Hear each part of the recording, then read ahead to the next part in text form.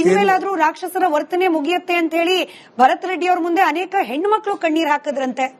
ನೋಡಿಮ್ಮ, ಒಬ್ಬ ರಾಕ್ಷಸನ ಬಾಯಲ್ಲಿ ಈ ತರ ಮಾತುಗಳು ಬರುತ್ತೆ ಅಂತಂದ್ರೆ ಅದು ನೀವು ಬಳ್ಳಾರಿ ಪಬ್ಲಿಕ್ ನೀವು ನಿಮ್ ರಿಪೋರ್ಟರ್ಸ್ ಇಟ್ಟು ಇಡೀ ಸಿಟಿಯಲ್ಲಿ ಸ್ಲಮ್ ಏರಿಯಾದಿಂದ ಹಿಡಿದು ಬಡವರಿಂದ ಹಿಡಿದು ಶ್ರೀಮಂತರವರೆಗೆ ನೀವು ಒಂದು ಒಳ್ಳೆ ಪ್ರೋಗ್ರಾಮ್, ನೀವು ಒಂದು ಇನ್ವೆಸ್ಟಿಗೇಟಿವ್ ಪ್ರೋಗ್ರಾಮ್ ಮಾಡಿ. ನೀವು ಪಬ್ಲಿಕ್ ಹೇಳಿ, ನನ್ನ ಬಗ್ಗೆ ನಾನು ಹೇಳ್ಕೊಳ್ಳೋದಲ್ಲ. ಒಂದು. ಎರಡನೇದು, ದ್ವೇಷ ಭಾಷಣ ಬಗ್ಗೆ ಏನ್ ಜನಾರ್ದನ್ ರೆಡ್ಡಿ ಮನೆ ಸುಡ್ತೀನಿ ಅಂತ ಹೇಳಿದಾನೆ, ಏನ್ ನಾನು ತಾಳ್ಮೆ ಕಳ್ಕೊಂಡ್ರೆ ಬಳ್ಳಾರಿ ಭಸ್ಮ ಆಗುತ್ತೆ ಅಂತ ಹೇಳಿದ್ದಾರೆ. ಜನಾರ್ದನ್ ರೆಡ್ಡಿನ ಸಾಯಿಸೋದಕ್ಕೆ 1000 ಮಾರ್ಗಗಳು ನನಗೆ ಗೊತ್ತು ಅಂತ ಏನು ಹೇಳಿದ್ದಾನೆ. ಇದ್ರ ಬಗ್ಗೆ ಸಿದ್ದರಾಮಯ್ಯ ಅವರು ಫಸ್ಟ್ FIR ಮಾಡಿ ಆ ದ್ವೇಷ ಭಾಷಣದ ಒಂದು ಕಾನೂನಿನಲ್ಲಿ ಅವನ್ನ ಅರೆಸ್ಟ್ ಮಾಡಬೇಕು. ಈ ಬುಲೆಟ್ ಬಗ್ಗೆನೇ ಗೊಂದಲ ಇದೆ. ವಶಕ್ಕೆ ಪಡೆದ ಅಷ್ಟೂ ಗನ್ಗಳನ್ನ ಪರಿಶೀಲನೆ ಮಾಡಿಸಿದ್ರು ಕೂಡ ರಾಜಶೇಖರ್ ದೇಹ ಹೊಕ್ಕ ಬುಲೆಟ್ ಎಲ್ಲಿಂದ ಬಂದಿದ್ದು ಅಂತ ಗೊತ್ತಾಗಿಲ್ವಂತೆ.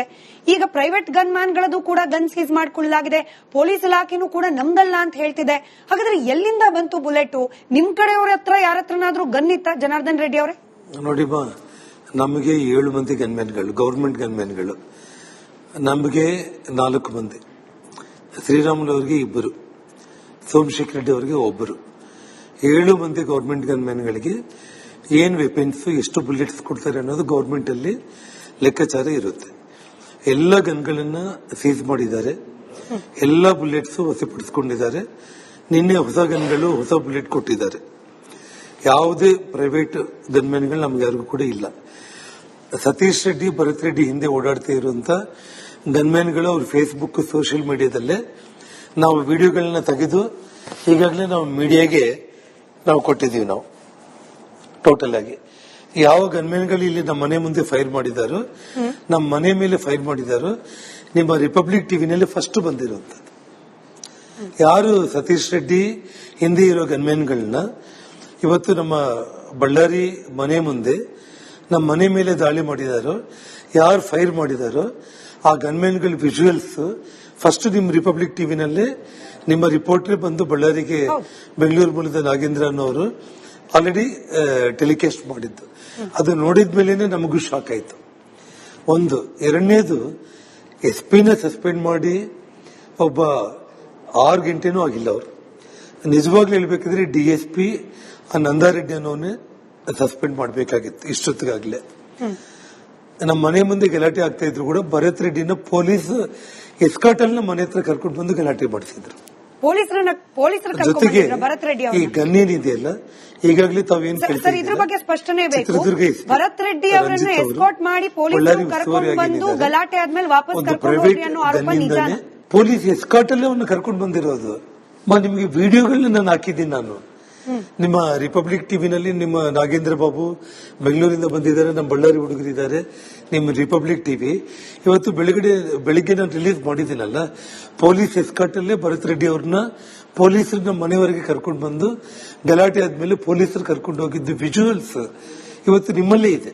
ಯಾಕೆ ಪ್ರಶ್ನೆ ಎರಡನೇ ಸತಿ ಕೇಳಿದೆ ಅಂದ್ರೆ, ಈಗ ಅರ್ಧ ಗಂಟೆ ಮುಂಚೆ ಭರತ್ ರೆಡ್ಡಿ ಅವರು ಹೇಳಿದ್ರು ಫ್ಯಾಮಿಲಿ ಜೊತೆ ಟೂರ್ಗೆ ಹೋಗಿದ್ದೆ, ಡ್ರೈವರ್ ಅನ್ನ ಕೂಡ ಬಳಸ್ಕೊಂಡಿಲ್ಲ, ಏಕಾಂಗಿಯಾಗಿ ಬಂದೆ ನಾನು ಅಲ್ಲಿಗೆ, ನಮ್ಮ ಹುಡುಗರನ್ನ ರಕ್ಷಣೆ ಮಾಡ್ಕೊಳ್ಳಿಕ್ಕೋಸ್ಕರ ಏಕಾಂಗಿಯಾಗಿ ಬಂದೆ ನಾನು ಅಂತ ಹೇಳಿ ಭರತ್ ರೆಡ್ಡಿ ಅವರು ಹೇಳ್ತಾ ಇದ್ದಾರೆ.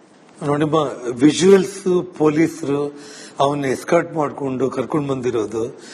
ಬೇಕಿದ್ರೆ ಇದು ಇಂಟರ್ವ್ಯೂ ಆದ್ಮೇಲೆ ನಾನು ಹೇಳಿದ್ದನ್ನ ನೀವು ಇನ್ನೊಂದ್ಸಲ ಕ್ರಾಸ್ ಚೆಕ್ ಮಾಡಿಕೊಂಡು ರೆಡ್ಡಿ ಅವರಿಗೆ ಅಥವಾ ಕಾಂಗ್ರೆಸ್ ಪಕ್ಷಕ್ಕೆ ಹೋಗ್ಬಿಡುತ್ತೆ, ಹಾಗಾಗೇನೆ ಇದನ್ನ ಸಹಿಸಿಕೊಳ್ಳಿಕ್ಕಾಗದೆ ಗಲಾಟೆ ಮಾಡಿದ್ದಾರೆ ಅನ್ನೋ ಆರೋಪ. ಒಪ್ತೀರಾ ಇದನ್ನ?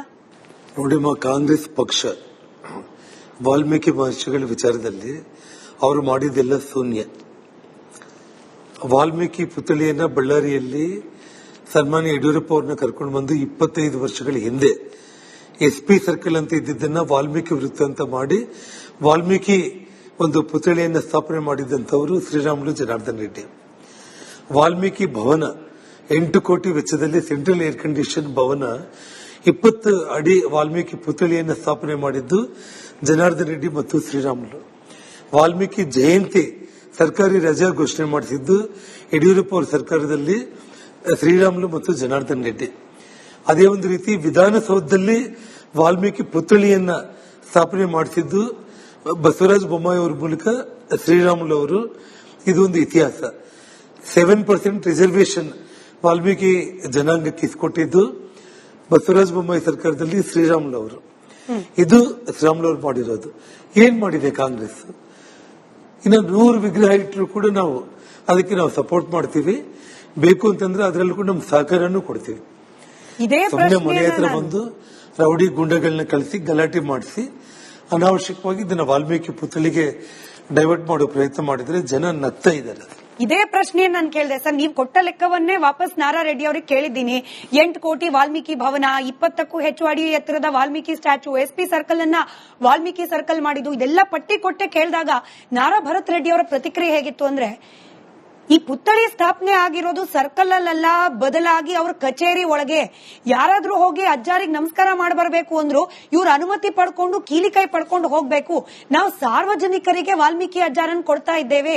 ಇದು ಕಾಂಗ್ರೆಸ್ ಪಕ್ಷದ ಸಾಧನೆ ಅನ್ನೋದು ಅವ್ರ ಮಾತು. ನೋಡಿಮ್ಮ, ಅವ್ರು ಹೇಳಿದಾರಲ್ಲ ಕಚೇರಿ ಒಳಗಡೆ ಇಟ್ಟಿದ್ದಾರೆ ಅಂತ ಹೇಳಿ. ನಿಮ್ ರಿಪೋರ್ಟರ್ಸ್ ಇದಾರಲ್ಲ, ನಾಳೆ ಬೆಳಿಗ್ಗೆ ವಿಜುವಲ್ಸ್ ತಗೊಂಡು ಪಬ್ಲಿಕ್ ಪ್ಲೇಸ್ ಅಲ್ಲಿ ಪುತ್ಥಳಿಗಳಿದೇನಾ, ಕಚೇರಿ ಒಳಗಡೆ ಇದೆನಾ ಅಂತ ಹೇಳಿ ನಾಳೆ ಬೆಳಿಗ್ಗೆ ವಿಜುವಲ್ಸ್ ತೆಗೆಸ್ಕೊಂಡು ನೀವು ಕೇಳಿದ ಪ್ರಶ್ನೆಗೆ ಅವನು ಕೊಟ್ಟಿರೋ ಉತ್ತರಕ್ಕೆ ದಯಮಾಡಿ ತಾವೇ ಅದನ್ನ ಕೌಂಟರ್ ನೀವು ನಾಳೆ ಟೆಲಿಕಾಸ್ಟ್ ಮಾಡಿ.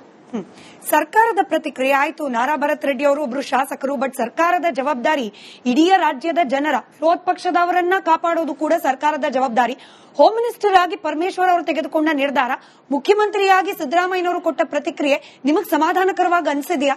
ನೋಡಿಮ್ಮ, ಸಿದ್ದರಾಮಯ್ಯ ಅವರು ಬಹಳ ಗಂಭೀರವಾಗಿ ವಿಷಯ ಪ್ರಕರಣ ತಗೊಂಡಿದ್ದಾರೆ ಅಂತ ಮಾಧ್ಯಮಗಳಲ್ಲಿ ನಾನು ನೋಡಿದೆ.